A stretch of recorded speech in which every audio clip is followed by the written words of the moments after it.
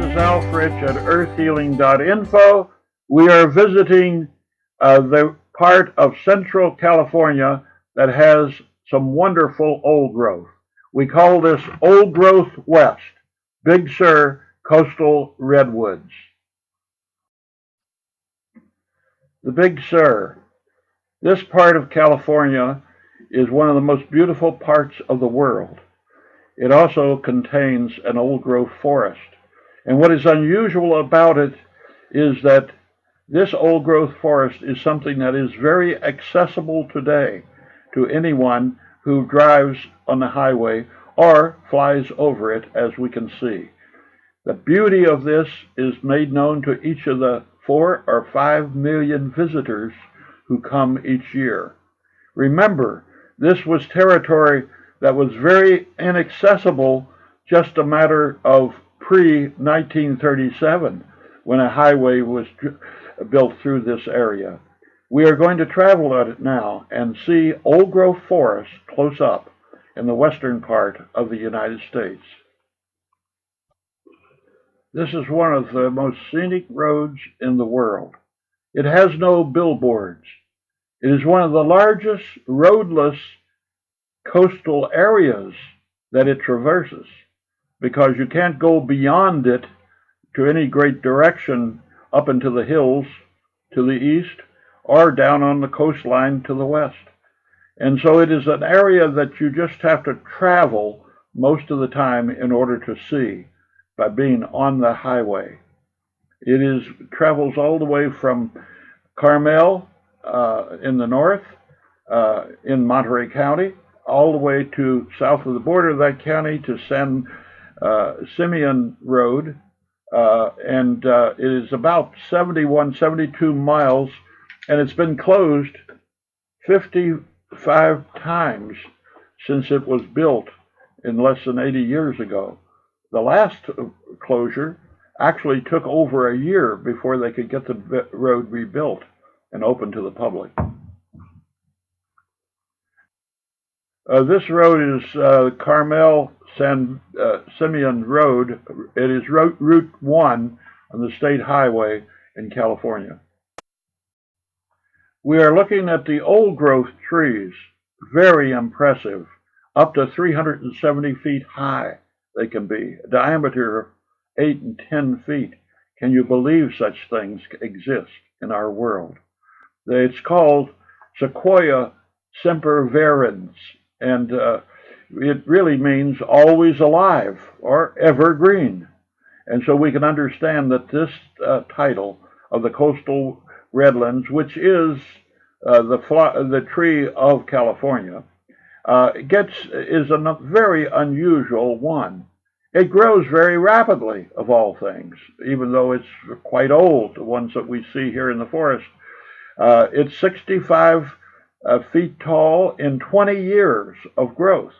In other words, it grows very rapidly. It's 1/3 of its moisture comes from the fog, which is on the coastline.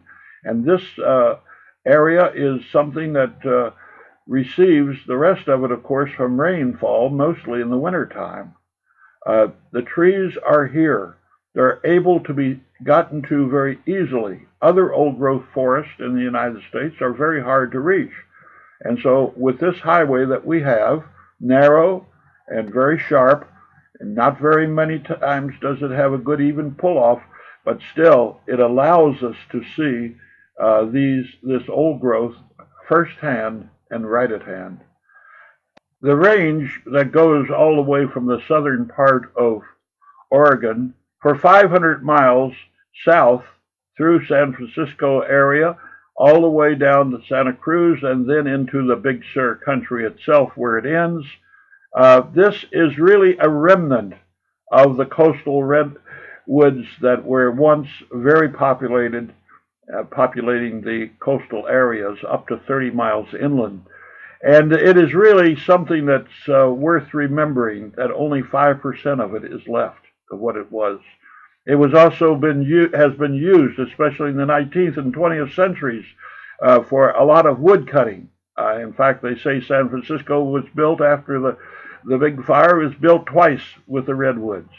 And really, there's not that many of them left to continue the appetite that people have for this very beautiful wood. And they would love to have more of it, but it's now being more protected than it ever was before. And really, the Big Sur is the most protected area of America at this time. Nothing has a more strict set of regulations than this area itself. Let's save what we got. One aspect of this old growth that we should mention is that there are albino redwoods. That means those that are unable to produce chlorophyll and so have white needles instead of the normal green ones. They survive by the fact that they obtain their sugar from the connections they have in their roots with those of neighboring normal redwoods. This is unusual because this does not occur with any other type of tree. And so the parent tree is connected still to the one that is the albino. And so it allows it to flourish and to actually grow. There's supposed to be around 400 of them in the whole range that goes all the way from Humboldt in the north to the Big Sur. But most of them the locations have been kept protected, and therefore no one can usually find them easily. One is available right off of Route number 1, and here we see it ourselves, the Albino Redwood sighting. And so let us see it as it is. No other tree has that facility to borrow the sap from others of its own branch variety, and so therefore there is no others that have albinos like this tree.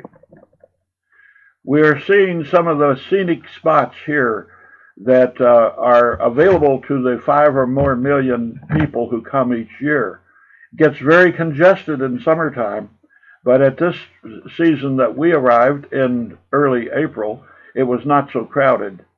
A lot of people like to come and see the place. That's really all you can do. You can't get down on the coast and do a whole lot of coastal waterworks and things like that because of the tides. You can't go up into the hills. There's really no road that goes into that direction of the Santa Lucia Range, which is to the east. The bridges are very important to us all, and as we can see, the Bixby Creek bridge that we have that is known by so many. Beautifully built highways and bridges. There's a value in seeing all of these up close, and tourists know that and come here quite often. Among the many problems that occur in this highly regulated Big Sur country is that with 5 or 6 million people coming through every year, there are really very few rest facilities. In fact, there's only 6 filling stations areas. You have to travel on Route 1. You have to be there beforehand and be ready for what you're going to drive down through. And when it's congested, it gets as much as 20 miles of cars moving at a very slow pace. No one can claim that it's too heavily traveled as far as speed, because you can't do that too often on number 1 in this area. Climate change is going to have a harmful effect, most likely, and that is a problem that we have to face, even though only 5% of the coastal redwoods are still available and living. Still, even these must be protected all the more, because no one knows how serious the climate change effects will be upon this remnant. We're in the Pfeiffer State Park here at the Big Sur country, and we have one of the biggest of all the trees right behind us. A tremendous example of the majesty of the redwoods that are in this part of the country. Just looking up at it is enough to dazzle your eyes and your whole spirit. Massive trees that have been here for centuries. And so we see here the example that the state is really trying as hard as it can to preserve some of this old growth that is understood and enjoyed by millions of people over the period of time.